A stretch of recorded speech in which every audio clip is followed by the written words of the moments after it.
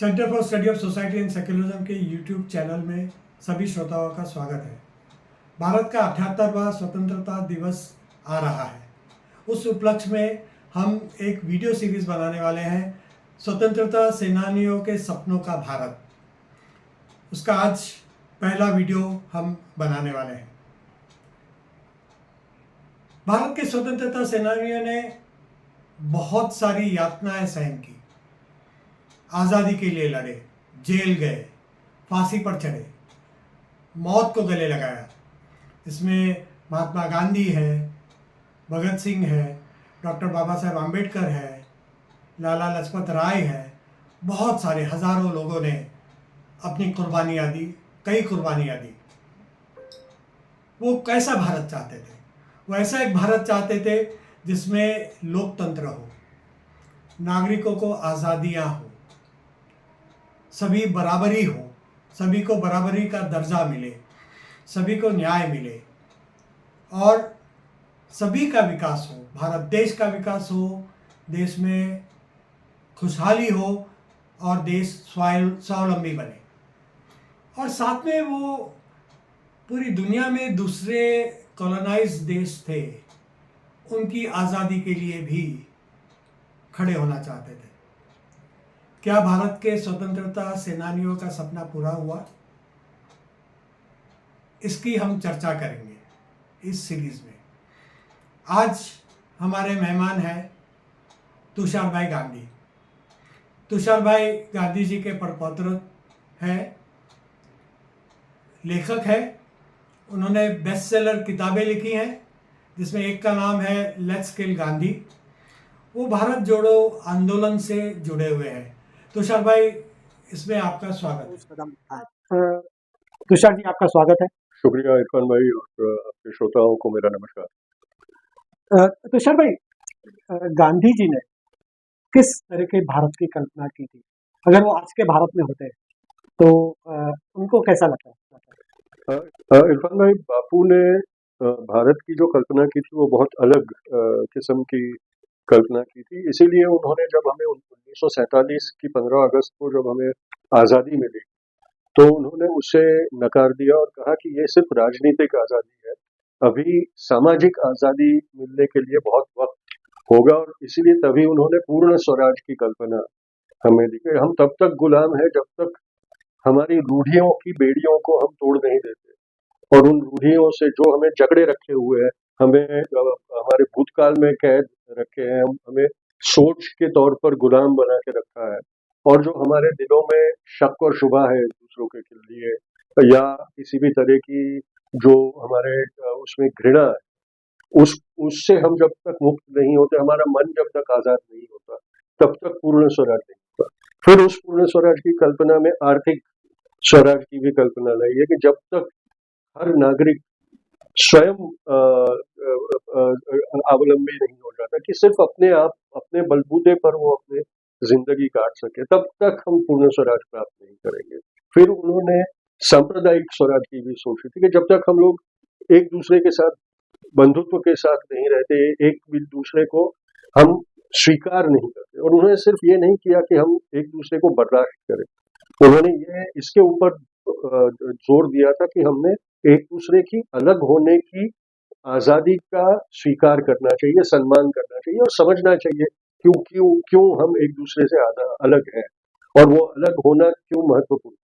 तो इन सारे तबकों में उन्होंने आज़ादी की परिकल्पना की थी। उनका तलिस्मान जो उन्होंने जो अंतरिम सरकार बनी उसके मंत्रियों को दिया था कि जब भी कोई चीज करना सोचो या कोई उपाय सोचो, तो जो सबसे गरीब से गरीब और लाचार कमजोर व्यक्ति को आपने देखा हो, उसको अपने जहन में लाओ और अपने आप को ये प्रश्न पूछो कि जो आप करने जा रहे हैं उससे उस व्यक्ति का कुछ भला होगा क्या, क्या वो स्वयं स्वावलंबी हो सकेगा क्या, जो लाचारी में जो जीता है उससे वो मुक्त हो पाएगा क्या, और अज्ञान के अंधकार से सुशिक्षित हो पाएगा क्या, गरीबी की लाचारी से वो स्वयं अवलंबी हो सकेगा क्या। इन सब के का जवाब अगर आपको मिलता है कि हाँ, जो आप करने जा रहे हैं उससे ये सारी चीजें होंगी, तो ये समझना कि वो सार्थक है, वरना ये समझना कि अपनी महत्वाकांक्षा के लिए आप कर रहे हो। जो हम आज डेवलपमेंट में देख रहे हैं कि एक पूरे तबके को छोड़ के डेवलपमेंट किया जाता है, बुलेट ट्रेन बनाई जाती है, 6 लेन के हाईवे बनाए जाते हैं, एयरपोर्ट खोले जाते हैं, तो चकाचौंध वाला विकास चकाचौंध वाला विकास है, लेकिन जो कुछ ही लोगों को दिखता हाँ, है और कुछ ही लोग आत्मा उसका नहीं है, उस विकास में आत्मा नहीं। तो वो बापू ने तभी सोच लिया था कि शायद ये बहुत आकर्षक हो जाएगा मेरे जो राजकीय वंशज है उनके लिए ऐसा करना, इसलिए उन्होंने तब से ये कहा। तो वो एक पॉलिटिकल आजादी की बात थी, लेकिन सामाजिक आजादी की बात भी उन्होंने की थी कि भाई अस्पृश्यता का जो एक पाप है उससे हमने मुक्ति पाना सबसे ज्यादा जरूरी है। और आज आप देखिए इरफान भाई के 75 साल से ज्यादा 77 साल अब होने जा रहे हैं, और आज भी दलितों के प्रति एक तरीके से तिरस्कार है, एक तरीके से घृणा है, एक तरीके से जातीय व्यवस्था जाति व्यवस्था कायम होती जा रही, और आजकल तो ज्यादा कठोर होती जाती दिखाई दे रही है दलितों के ऊपर अत्याचार। उस अत्याचार के चलते दलितों की तरफ से भी वैमनस्य और ये सारी चीजें अब हर समाज के हर तबके में वो एक अलगाववाद दिखाई देता है। तब जो आप अलगाववाद की बात करते थे तो हिंदू मुस्लिम की बात होती थी और उसमें गंगा जमनी जमनी तहजीब की बात होती थी।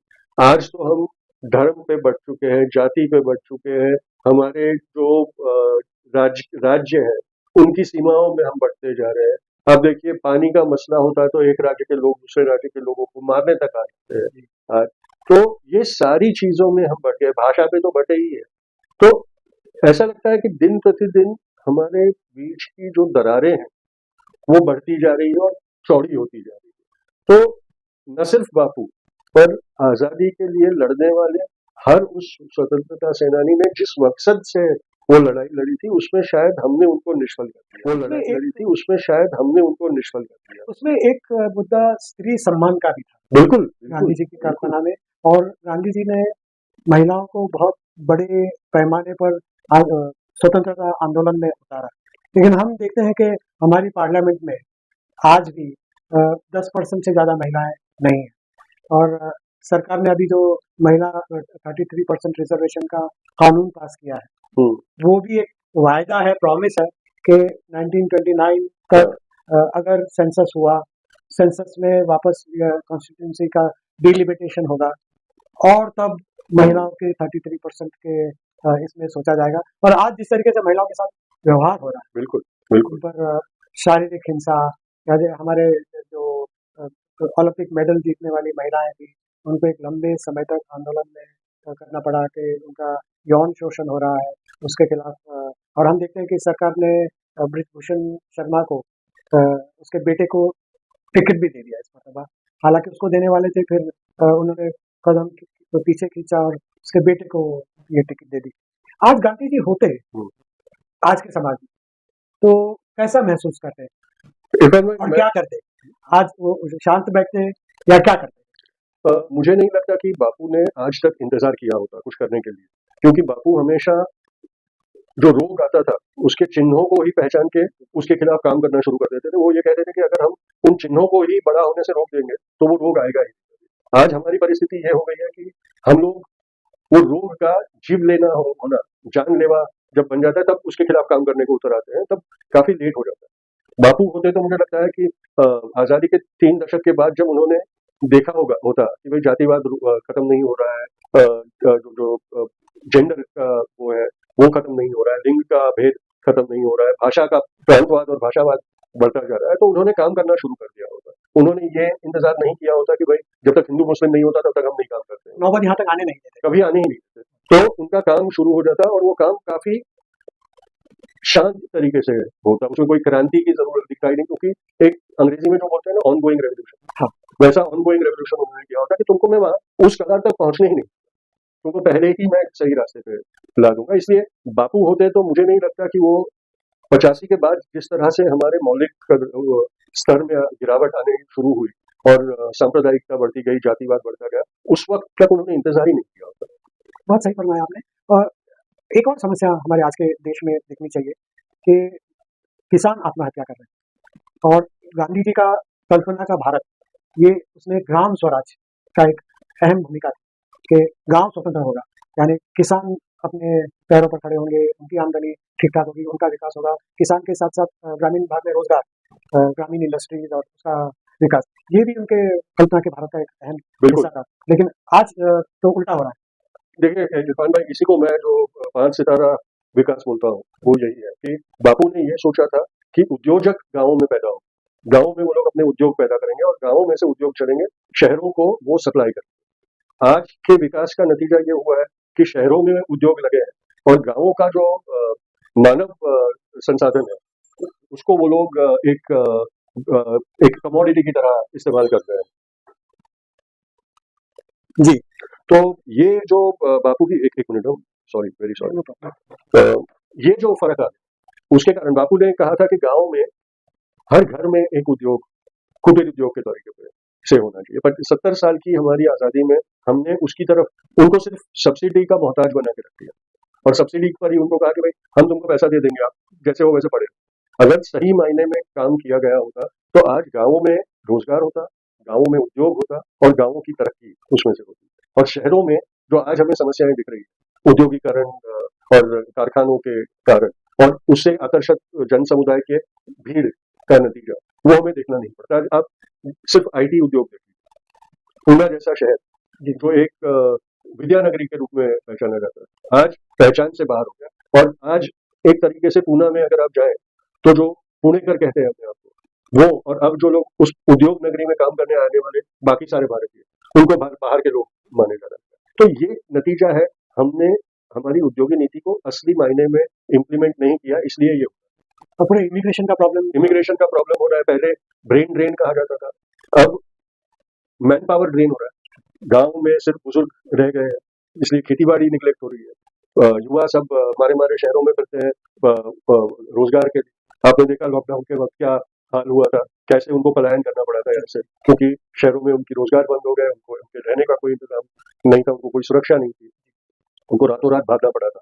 तो ये हमारी नीतियों के फेलियर का एक, और इसी चीज को बापू ने 70 साल पहले सोच रखा था कि अगर आपने ये नहीं किया तो भारत का नतीजा ऐसा होगा। वो सोच के उन्होंने वो सारी बातें हमें कही। आज ये दुख की बात यह है कि जो गांधीयन है वो भी चरखे और खादी के कपड़े में से बाहर नहीं निकल पा रहे। और बापू ने जो ग्राम उद्योग की बात की थी उसकी तरफ, उसकी विस्तृत स्वरूप को वो लोग पहचान नहीं कर रहे।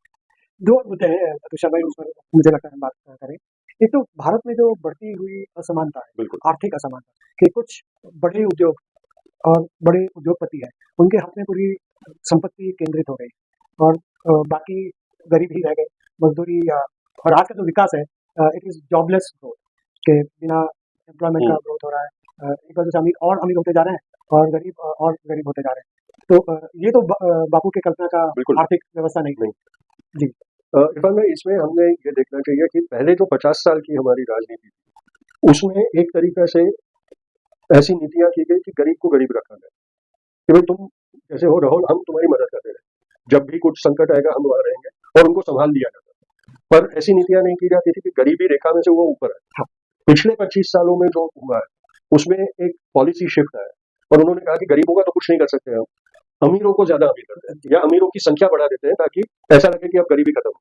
और 25 सालों में उन्होंने बहुत सफलतापूर्वक वो किया है कि चुनिंदा लोगों को अमीर बनाया और जो अमीर थे उनको अपने कल्पना से बाहर तक की मिलकर उनके पास आ गई है। यानी एक तरफ हमारे पास बिलियनियर्स हर साल बढ़ते जाते हैं, हम अभी वर्ल्ड 100 में हमारा स्थान प्राप्त करते जा रहे हैं, जबकि एक जमाना था कि भारत के सबसे अमीर परिवार भी वर्ल्ड के पहले 300 में उनकी गिनती नहीं होती थी, उसमें आज वर्ल्ड 100 में हमारे कई लोग शामिल हुए। इसका मतलब ये नहीं हुआ कि भारत अमीर, पर ये हुआ है कि चंद लोग, देखिए इस साल फ्रांस में ओलंपिक्स होने वाले हैं, इसलिए मैं एक ट्रैक एंड फील्ड का एग्जांपल आपको देता हूँ। ये ऐसा है कि 100 मीटर्स डैश है, लेकिन 10 लोगों को कहा गया है कि आप शुरू करेंगे, उसके 20 सेकंड के बाद बाकी के लोगों को छोड़ा जाएगा। यही हमारी इकोनॉमिक नीति हो गई है कि जो 10 अमीर घराने हैं उनको कहा है कि आप जो करना है करो, बाकी के सबको हम लगाम रखेंगे ताकि वो कभी आपको पकड़ ना पाए, और फिर गरीब तो रखेंगे जिनका आप फायदा उठा सको। तो ये जो एक इकोनॉमिक अपार्थाइड वो हमने बहुत खूबसूरती से पिछले 25 सालों में इम्प्लीमेंट किया है उस पॉलिसी को, और जो हमारे संविधान में पीछे बाद में लाया गया सोशलिज्म का जज्बा, उस सोशलिज्म के जज्बे को हमने पूरा नेगेट कर दिया। वो अभी लाभार्थी बनाकर लाभार्थी नाम दिया है, लेकिन उसके पीछे का जो एक एटीट्यूड है वो उनको भिखारी कह रहे हैं भिखारी कि भिखारी है, उनको क्या है, चवन्नी डाल दो बस हो गया। ये एटीट्यूड आ गया आपका। अब ये एटीट्यूड नहीं है कि भाई हमारी जिम्मेदारी बनती है इनको उस परिस्थिति में से बाहर निकालने के लिए। देखिए आज सरकार की इतना असंतोष युवाओं में, पर बेरोजगारी के लिए कोई काम किया नहीं जा रहा। आपने किसान आत्महत्या की बात की, वो समय दूर नहीं है जब बहुत बड़े पैमाने पर युवा आत्महत्या करने को के लिए मजबूर हो जाएगा, क्योंकि उनको भविष्य ही नहीं दिखता। ये सरकार ने पिछले 10 सालों में बड़े पैमाने पर रोजगार उत्पन्न करने की एक भी योजना नहीं दिखाई। अग्निवीर नाम की योजना की है, उसमें भी 4 साल का ही रोजगार दिया है। उसके बाद यानी ये सिग्नल दिया है कि भाई 4 साल जिंदगी है आपकी, उसके बाद लाचारी में। जबकि बहुत सारी टीचर्स की पोस्ट खाली है, टीचर्स की पोस्ट खाली है, शिक्षण में इतना बड़ा क्राइसिस आ रहा है, हम अभी देख नहीं पा रहे हैं, लेकिन प्राइमरी एजुकेशन में जो क्राइसिस आ रहा है कोविड के बाद, जो स्कूल में अब जाके जिनको 8वीं तक प्रमोट कर दिया है, 2 साल में जब वो 10वीं पहुंचेंगे और कॉम्पिटिटिव एग्जाम में आएंगे तो एक भयानक चित्र हमारे सामने आने वाला है। तब हमको जाके पता चलने वाला है कि कोविड के 2 साल ने हमारे प्राइमरी एजुकेशन को कितने दशकों तक पीछे कर दिया। तो ये जो सारी चीजें हैं, हमने बापू ने ये कहा था कि आप कभी भी क्राइसिस में ना पहुंचो, इस तरह से जियो। और आज हमने अपने आप को ऐसे वो कर दिया है कि हम एक क्राइसिस से दूसरी क्राइसिस तक ही काम करेंगे। जब क्राइसिस होगी काम करेंगे, जब सब अच्छा चलता होगा तो बड़े बड़े इश्तेहार देके लोगों को ये बताएंगे। आजकल देखिए, पहले हुआ करता था कि राज्य आधे पेज की ऐड देते थे अपनी बड़ाई करने के, उसके बाद पूरे पेज की ऐड देना शुरू हुआ, उसके बाद कलर वाली चकाचौंध ऐड आने लगी। आजकल तो पूरे के पूरे सप्लीमेंट आते हैं, 10-10 पेज की ऐड आती है, जबकि जब आप जाके जमीन पे देखो तो कुछ भी नहीं। मैं आपको एक उदाहरण देना चाहता हूँ। अभी इलेक्शन के पहले हम बनारस में कैंपेन करने गए थे, तो बनारस की कॉन्स्टिट्यूएंसी में शहर भी है और गांव भी, तो हम कई गांवों में गए। उनमें से एक गांव ऐसा था जो प्रधानमंत्री ने जो योजना की है कि भाई हर एमपी ने अपना एक गांव अपनी कॉन्स्टिट्यूएंसी में गोदी लेना है और उसको आदर्श गांव बनाकर उसका विकास करना है। वैसे गांव में आदर्श गांव जो प्रधानमंत्री का दत्तक लिया हुआ है, प्रधानमंत्री कोई एमपी का नहीं, प्रधानमंत्री का दत्तक। वहां हर चौराहे पर तख्तियां लगी हुई है कि प्रधानमंत्री का दत्तक लिया हुआ आदर्श गांव। उन तख्तियों के सिवा उस गांव में कोई भी चिन्ह नहीं दिखता कि भाई इस गांव का प्रतिनिधि पार्लियामेंट में प्रधानमंत्री बन चुका है। तो ये हमारी हालत है कि वो प्लास्टिक सर्जरी वाली भी डेवलपमेंट है। ये जो वो पहले आते थे ना, हम बच्चे थे तब, वो गुब्बारे वाला आता था और पुट्ठे का मास्क ला के देता था, आधे घंटे पहनने में वो फट जाता था। वैसे मुखौटे वाली कि वो मुखौटा भी टिकता नहीं। और बनारस जब मैं गया था तब G20 की मीटिंग के लिए मेन रास्तों को कलर करवा दिया था, वो भी बिल्डिंग वाली सोसाइटियों से, और बस यहाँ तक विकास रखा। और अंदर की गलियों में, बनारस शहर की गलियों में तो वहाँ गंदगी और एक और आखिरी सवाल तुषार भाई के, मुझे याद है एक पत्रकार ने गांधी जी का इंटरव्यू लिया सरकार के बारे में कि जिन्ना को कितना, जब जिन्ना पाकिस्तान मांग रहे थे तो जिन्ना को प्रधानमंत्री बनाने के फेवर में है या नहीं है, तो गांधी जी ने कहा था कि जिन्ना को प्रधानमंत्री भी बनाइए, सारा मंत्री पद भी दे दीजिए, लेकिन सत्ता मंत्रिमंडल में न रहकर लोगों के हाथ में रहेगी। अकाउंटेबल डेमोक्रेसी, अकाउंटेबल गवर्नेंस की बात गांधी जी ने की। और यहाँ हम देख रहे हैं कि लोकतंत्र को अकाउंटेबल बनाने के लिए जो सारी संस्थाएं हैं डेमोक्रेसी की, इलेक्शन कमीशन ऑफ इंडिया हो या जुडिशरी हो या एजुकेशन सिस्टम हो या दूसरी जो भी लोकतंत्र की संस्थाएं हैं, CAG है या लोकायुक्त है, ये सारी संस्था को खोखला कर दिया है और सारी सत्ता को उसका केंद्रीकरण कर दिया है। देखिए इरफान भाई, बापू ने जो रिपब्लिक की परिकल्पना की थी वो ऐसे की थी कि जो आखिरी इंसान जी, उसके हाथ में जो ताकत है वो उसके हाथ में, और उसकी ताकत के बलबूते पर वो रिप्रेजेंटेटिव से काम करवाएगा सरकार। ये परिकल्पना थी। वो अगर आप देखें तो माइक्रोकॉस्म में वो पंचायती राज्य की कल्पना थी कि जहां सत्ता दिल्ली में नहीं या बंबई या राज्यों की राजधानियों में नहीं, लेकिन गांवों की पंचायतों के पास होगा और उनकी पॉलिसीज के मुताबिक राज्य की और राष्ट्र की पॉलिसीज का निर्माण किया जाएगा। पंचायतों में पैसा जमा किया जाएगा और वो फिर ऊपर तक पहुंचाया जाएगा काम के लिए। आज उसको पलट दिया गया। एक तो असली स्वरूप में पंचायत राज लाने को अपने को करीबन 55 साल लगे थे। राजीव गांधी ने आकर जब पंचायती राज बिल किया तब जाके पंचायत बना। उसके बाद वापस पंचायतों को लाचार बनाने देने के लिए इकोनॉमिक पावर सब सेंट्रल गवर्नमेंट में ले लिया कि ताकि सेंट्रल गवर्नमेंट का अंकुश पंचायतों पे रहे। तो हमेशा जब भी ये कोई कदम स्वावलंबन की तरफ या विलेज रिपब्लिक की तरफ उठाया गया तो उसे पंगु बनाने की कोशिश, लेम डक विलेज रिपब्लिक, वो बनाने की कोशिश सरकार ने की, क्योंकि सत्ता को कोई छोड़ना नहीं चाहता था। और इसलिए ये सारी चीजें हुई। आपने बापू का जो एक सोल्यूशन था पार्टीशन रोकने के लिए, जिन्ना को प्राइम मिनिस्टर और पूरी सरकार मुस्लिम लीग की बनाने का जो सुझाव दिया था, वो सुझाव इसलिए था कि माइनॉरिटी को कभी माइनॉरिटी महसूस समझा ना हो, उनको ये शुबा और शक ना हो कि नंबर्स के आधार पर ये लोग हमको गुलाम बना रहे। आज 75 साल के बाद हमारी डेमोक्रेसी एक मेजॉरिटेरियन डेमोक्रेसी बनती जा रही है, और उसके कारण माइनॉरिटीज में एक डर Insecurity. और इनसिक्योरिटी आ गई है, क्योंकि उनको लगने लगा है कि अब इस राष्ट्र में हमारा कोई वजूद नहीं रहेगा, हमारा कोई इसमें हमारे बोल की कोई कीमत नहीं रहेगी, हम अस्तित्वहीन प्रजा बन जाएंगे। नागरिकों में से उनको प्रजा बना देने की कोशिश, फर्क है। नागरिक जो होता है उनके उसको अधिकार होता है, प्रजा जो होती है वो गुलाम होती है। तो ये हो रहा है। अंत में मैं ये कहना चाहूंगा इरफान भाई, बापू ने हमारी फितरत को उनकी जिंदगी के आखिरी सालों में पहचान लिया था। उन्होंने देख लिया था कि उनकी जिंदगी का पूरा जो मकसद था वो नाकामयाब हुआ था, क्योंकि हम नफरत को कितने जल्दी शरण चले जाते हैं और हिंसा कितने आसानी से कर लेते हैं, वो उन्होंने अपने आखिरी 2 साल में देख लिया था, और वो बहुत निराश हो गए थे। पर उस दौर में अपनी छाती पर 3 गोलियां झेलकर उन्होंने भारत को एक ऐसा सदमा दिया जो 30 साल तक भारत को सही रास्ते पे रख पाया। उसके बाद भारत उस सदमे से बाहर जैसे जैसे निकलता गया, वैसे वैसे पुरानी आदतें वापस हावी होती दिखाई दे रही है, और आज हम इस कगार पर पहुंच गए हैं कि जहां हम सिर्फ नाम मात्र के लिए एक राष्ट्र के स्वरूप में है, क्योंकि जैसे मैंने शुरुआत में कहा, हम भाषा पे बटे हैं, लिंग पे बटे हैं, राज्य पे बटे हैं, धर्म पे बटे हैं, जाति पे बटे हैं। हर वो चीज जो हमें फर्क महसूस कराती है, उसमें हम बट चुके हैं। सिर्फ एक सीमा के कारण हमने राष्ट्र का एक स्वरूप बनाए रखा है हमने, पर उससे ज्यादा हमारे राष्ट्रीयत्व का स्वरूप, हाँ, हिंदुस्तान पाकिस्तान की क्रिकेट मैच में दिखता है कि हम एक राष्ट्र बन जाते हैं, लेकिन उसमें भी आजकल हिंदू मुसलमान होना शुरू हो गया। मैं सिर्फ दर्शकों को ये याद दिलाना चाहता हूँ कि आज फिर से वो गोलियां खाने वाली छाती नहीं रही हमारे पास। आज अगर बचना है तो हमें अपने बलबूते पर बचना होगा। हमें अपने वक्त, अपनी सोच और अपने कार्य की कुर्बानी देकर इस देश को बचाना पड़ेगा, वरना इस देश के लिए आशा रखना अब नामुमकिन सा लग जाएगा। धन्यवाद तुषार भाई, आपने बहुत अच्छा, मैं लबोलुबाब आपने जो कहा उसका 1 या 2 सेंटेंस में उसकी समरी बनाऊं दर्शकों के लिए। तो तुषार भाई ने आज हमें ये कहा कि ये वो हिंदुस्तान नहीं है जिसका सपना गांधी जी ने देखा, या स्वतंत्रता आंदोलन लड़ने वाले जिन्होंने कुर्बानियां दी उन्होंने सपना देखा। नफरतें बढ़ती जा रही है हमारे समाज में, हिंसा बढ़ती जा रही है हमारे समाज में, जो कमजोर तबके हैं उनको हम कंप्लीटली इग्नोर कर रहे हैं, दूरियां बढ़ती जा रही है, हम जो कमजोर तबकों पर नजरअंदाज करते जा रहे हैं। ऐसे में तुषार भाई, हमारे दर्शकों को आप क्या कहेंगे कि हमें आज क्या करना चाहिए?